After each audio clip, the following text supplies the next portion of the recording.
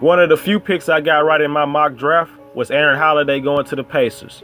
Indiana selected the point guard from UCLA with the 23rd pick, and he will be an upgrade at that position. Holiday is a two-way guard who had a breakout junior season where he averaged around 20 points, 6 assists, and 1 steal per game. He is deadly from beyond the arc as he shot 42%. Holiday is a pesky defender in the full court and half court sets. He's not that athletic, but he's a smart player who has great fundamentals and intangibles. He will be reunited with his UCLA teammates in TJ Leaf and Ike Anigbogu. Adding another scorer to the backcourt will only benefit Victor Oladipo and the Pacers as they try to build off an unexpected and encouraging season. I still expect Darren Collison and Corey Joseph to get minutes, but with the Pacers declining Lance Stephenson's option, Joseph could play the two guard next season to open up minutes for Aaron Holiday. With the 50th pick, the Pacers drafted Missouri State forward Alize Johnson.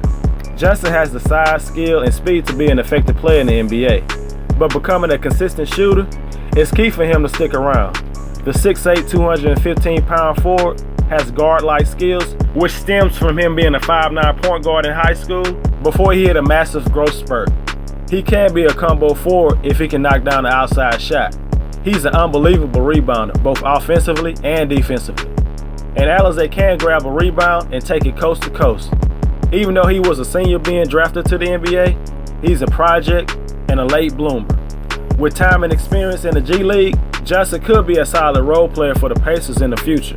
My draft grade for the Indiana Pacers is a B+. The Cavaliers drafted the young bull with the 8th pick, Collin Sexton. He has the skill set and mentality to thrive alongside a player like LeBron or become the first piece of a rebuilding team. One thing Sexton doesn't lack is confidence. That is so important going against the best players in the world. But he has the talent and skill set to go along with that confidence to make a big impact. He's an aggressive scorer from all areas of the court, both in transition and in the half court. He can score with the best of them, and he'll let you know about it. He has the tenacity and relentlessness on the defensive end that could cause problems for the offensive player. He has a take-no-prisoners attitude and will give 110% effort every night. Improving his jump shot and making a more concerted effort to get his teammates involved will help him become a better player.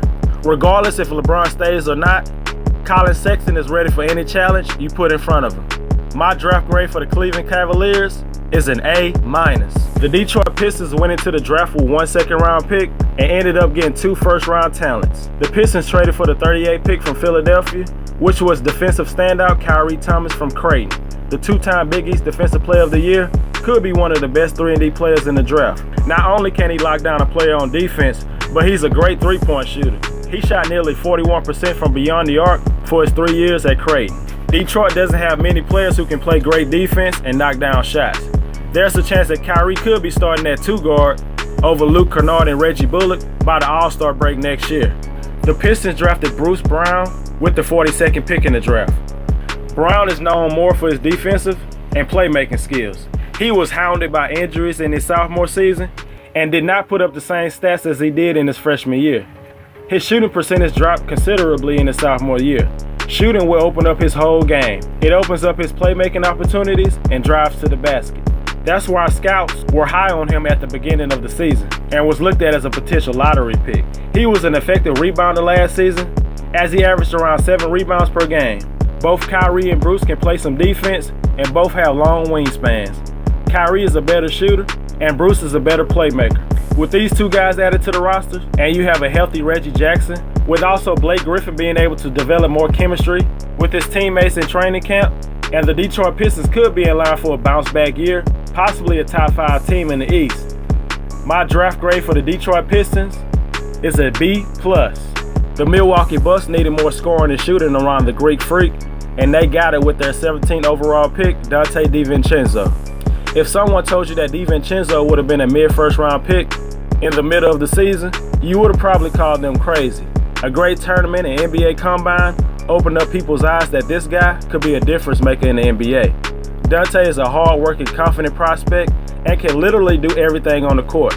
His obvious skill is his outside shooting, which he really showed off in the national championship game. That alone will make the game easier for Giannis to go to work.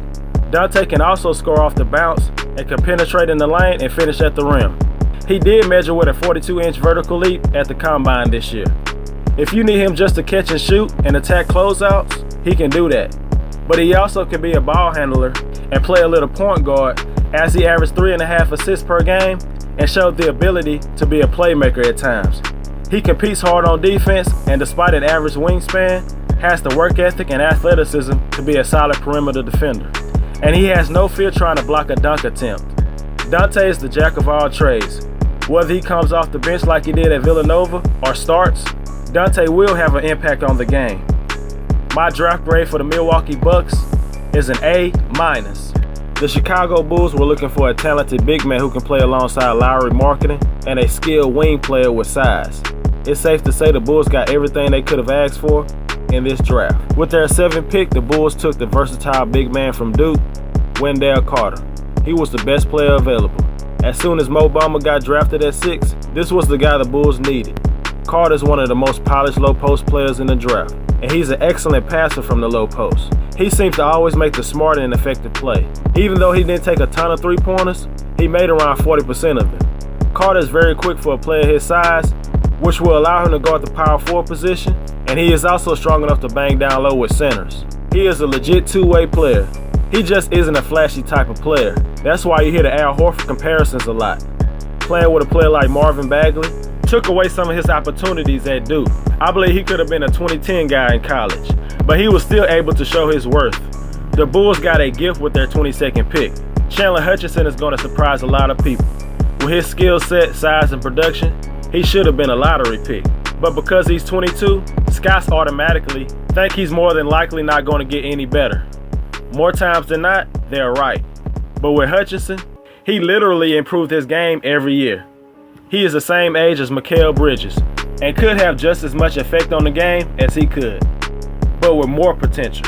And he's almost the same size as Bridges, standing 6'7" with a 7'1" wingspan. Hutchison is a top-notch scoring threat who can get buckets in many different ways. He's a good enough ball handler to score off the dribble and is athletic enough to play above the rim. He is very effective without the ball, cutting into the lane and making himself available when teammates drive to the basket. He has the length and physicality to guard multiple positions and is an excellent rebounder for his size. He was relied on to do everything for Boise State. Playing with players like Carter, Marketing, Levine, and others could make him a more efficient and deadly scorer. I expect Chandler Hutchison to make one of the 2 NBA All-Rookie teams. My draft grade for the Chicago Bulls is an A+.